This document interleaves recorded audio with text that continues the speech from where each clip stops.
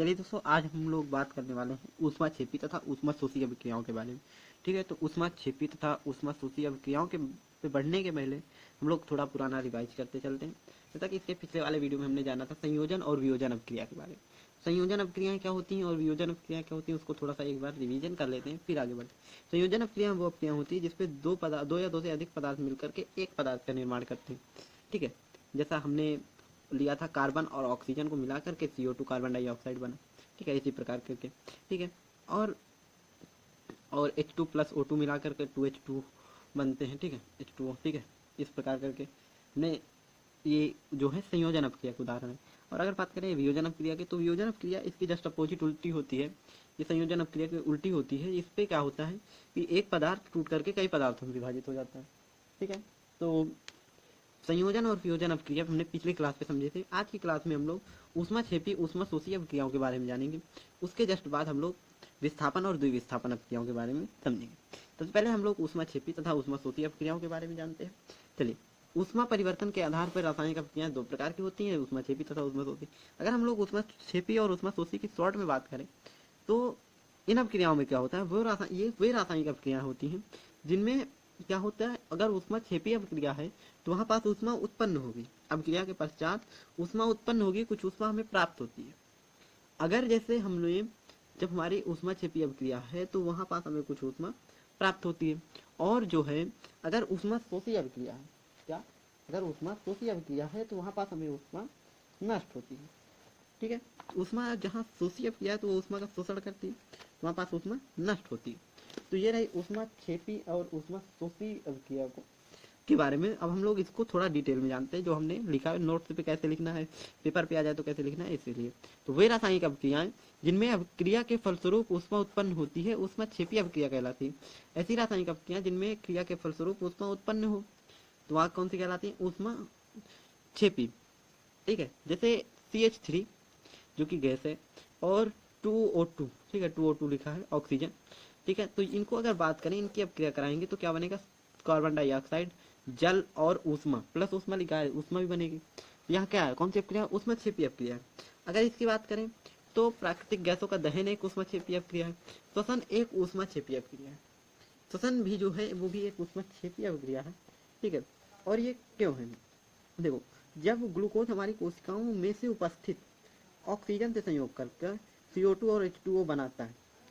ठीक है, जो ग्लूकोज होता है वो हमारी कोशिकाओं में उपस्थित ऑक्सीजन से संयोग करके कार्बन डाइऑक्साइड तथा जल बनाता है।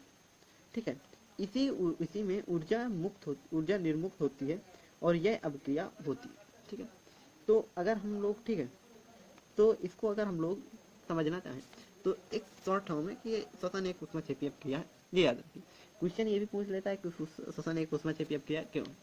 ठीक है, तो इसका जो है आंसर जो है आपको हम लोग PDF देंगे तो उस पर दे देंगे। ठीक है, और कैसे है ये मैंने समझा ही दिया आपको। ठीक है, तो चलिए आगे बात करते हैं ऊष्माशोषी अपक्रिया की। ऊष्माशोषी अपक्रिया की अगर बात करें तो इस पे ऊष्मा का शोषण होगा, एक हिसाब से इस पे ऊष्मा का शोषण होगा। तो जिसपे वे रासायनिक अभिक्रियाएं जिनकी प्रगति में कुछ ऊष्मा का शोषण होता है ऊष्माशोषी अभिक्रियाएं कहलाती हैं। ऐसी रासायनिक अभिक्रियाएं हैं जिनमें ऊष्मा का शोषण होता है ऊष्माशोषी अभिक्रियाएं कहलाती हैं। ठीक है, जैसे HgO ये मर्क्यूरिक ऑक्साइड है और प्लस ऊष्मा की जब इनकी अभिक्रिया कराते हैं तो क्या बनेगा, मरकरी और, तो हम लोग जब मर्क्यूरिक ऑक्साइड की अभिक्रिया ऊष्मा के साथ करते हैं तो वहां पास हमें जो हमें प्राप्त होता है वो क्या, मरकरी और ऑक्सीजन प्राप्त होता है। ठीक है, तो यहाँ पास चूंकि ऊष्मा का शोषण हो रहा है तो इस वजह से यहाँ पास हम कह सकते हैं कि ये एक ऊष्माशोषी अभिक्रिया है। ठीक है, क्योंकि ऊष्माशोषी अभिक्रिया में ऊष्मा का शोषण होता है। तो यहाँ पास हम अर्थात ये कौन सी अभिक्रिया हो रही है, ऊष्माशोषी अभिक्रिया। ओके, कौन सी अभिक्रिया हो रही है, ऊष्माशोषी। और यहीं पास अगर बात करें तो प्रकाश संश्लेषण एक ऊष्माशोषी अभिक्रिया है। तो अगर इसके उदाहरण की बात करें तो ये प्रकाश संश्लेषण एक कैसी अभिक्रिया है, ऊष्माशोषी अभिक्रिया है। ओके, चलिए अब हम लोग ऊष्माक्षेपी और ऊष्माशोषी अभिक्रियाओं के बारे में जान चुके हैं। तो अब हम लोग जो है क्या कहते हैं, विस्थापन और द्विविस्थापन अभिक्रियाओं के बारे में चर्चा करते हैं। ठीक है, चलिए जैसे कि हम लोग अब विस्थापन अपक्रिया के बारे में बात करने वाले हैं।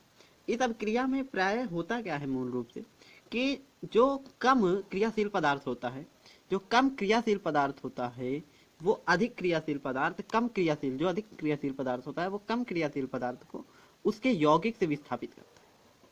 ठीक है, जैसे इसको एग्जाम्पल के माध्यम से समझेंगे तो थोड़ा क्लियर होगा। पहले इसकी डिफिनेशन की ओर बढ़ते हैं, फिर आगे इसके एग्जाम्पल की ओर बढ़ते हैं। देखिए, इस अभिक्रिया में अधिक क्रियाशील पदार्थ कम क्रियाशील पदार्थ को उसके यौगिक से विस्थापित कर देता है।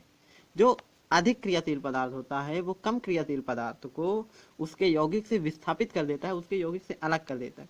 जैसे अगर हम बात करें कॉपर सल्फेट के विलयन में जेडेन की पत्ती डाली जाती है। ठीक है, जेडेन जिंक की पत्ती डाली जाती है, जिंक सल्फेट तथा कॉपर प्राप्त होते हैं। देखिए, जब हमने यहाँ पास Cu और SO4, ठीक है, ये कॉपर सल्फेट है कि विलयन में जेडेन, जब इसकी अपक्रिया जेडेन से कराते हैं, जिंक से कराते हैं, तो ठीक है, तो ZnSO4 और Cu प्राप्त होता है। यहाँ पास क्या है, देखो Cu उससे क्या है, Cu कम क्रियाशील पदार्थ है और Zn अत्यधिक क्रियाशील पदार्थ। तो जो Zn है वो Cu को हटा करके SO4 के साथ अपक्रिया करके ZnSO4 बना देता है। ओके, यहाँ ये कम क्रियाशील पदार्थ है, ये अत्यधिक क्रियाशील पदार्थ है, तो ये इसके साथ अपक्रिया, ये सॉरी इसके साथ अपक्रिया करके इसको हटा करके ये दोनों अपक्रिया करके अलग बन जाते हैं और ये अलग हो जाता है। ठीक है, यहाँ Cu Zn से अत्यधिक क्रियाशील है, अतः CuSO4 में से Cu को विस्थापित कर देता है और स्वयं उसका स्थान ले लेता है। ठीक है, Zn Cu का स्थान ले लिया, उसको हटा दिया, तो सेम वही प्रोसेस है। तो ऐसी अपक्रिया कैसी अपक्रिया कहलाती है, डिस्प्लेसमेंट रिएक्शन यानी विस्थापन अपक्रिया कहलाती है। ओके, अब हम लोग बात करने वाले हैं द्विविस्थापन अपक्रियाओं के बारे में। द्विविस्थापन अपक्रिया कौन सी होती हैं? देखिए, इस अपक्रिया में अभिकारकों के बीच आयनों का आदान प्रदान होता है। इस पे ना आयन जो होते हैं वो अपने में आयनों का जो है अपक्रिया में आयनों का सिर्फ आदान प्रदान होता है। आयनों का आदान प्रदान कैसे होता है वो भी हमें अधिक समझ में आएगा कैसे, जब हम इसका एक आधा एग्जाम्पल। ओके, तो कैसे आयनों का आदान प्रदान होगा या, और इसके बाद बता दें तो इस अभिक्रिया में, तो इस अभिक्रिया को अवक्षेपण या उभय अपघटन अभिक्रिया भी कहते हैं। ठीक है, जैसे कहीं मिल जाए कि उभय अपघटन अभिक्रिया लिखिए तो यानी द्विविस्थापन अभिक्रिया पूछ रहा है, या आप कह दे कि अवक्षेपण अभिक्रिया लिखिए तो यानी वहां पास द्विविस्थापन अभिक्रिया पूछ रहा है। दोनों में से कुछ भी अगर कहे, या कुछ भी कहे तो समझ लीजिए कि द्विविस्थापन अभिक्रिया की बात हो रही है।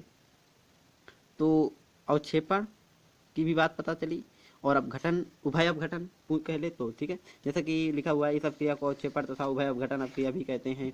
ठीक है, चलो अब इसके थोड़ा एग्जांपल्स की ओर भी बढ़ते हैं, उसको भी देखते हैं। तो जिंदगी भर याद रखिए,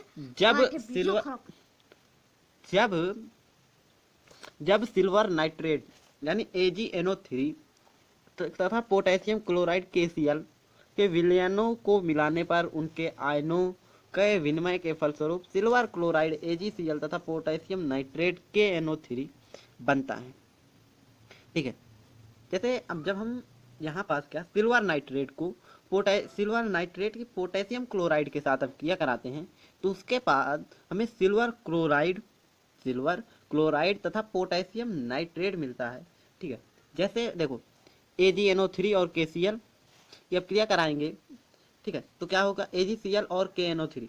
देखिए यहाँ पास अगर आप ध्यान दें तो इसका और इसका और इसका और इसकी अपक्रिया होके यहाँ हुआ, आयनों का आपस में आदान प्रदान हुआ, इसका आयन आदान प्रदान करके यहाँ इसका गए यहाँ, तो कुल मिला के यहाँ पास कौन सी अपक्रिया, द्विविस्थापन अपक्रिया हो रही। ठीक है, ओके, तो ठीक है, आई होप आप सभी को समझ में आया होगा। ठीक है, चलिए अब हम लोग नेक्स्ट क्लास में मिलेंगे। नेक्स्ट क्लास में हम लोग जो चर्चा करने वाले हैं वो रेडॉक्स अपक्रिया के बारे में जानेंगे, और फिर रेडॉक्स अपक्रिया और जो है ऑक्सीकरण एक अपक्रिया है, ऑक्सीकरण या अपचयन उपचयन जो अपक्रियाएं हैं उनके बारे में चर्चाएं करेंगे। फिर उसके नेक्स्ट क्लास में हम लोग संक्षारण और विकृत गंधिता के बारे में चर्चा करेंगे। ठीक है, संक्षारण और विकृत गंधिता, ये हमारे अगले टॉपिक्स रहेंगे। ठीक है, तो चलिए यहीं से हमारी जो ये क्लास है ये एंड हो रही है।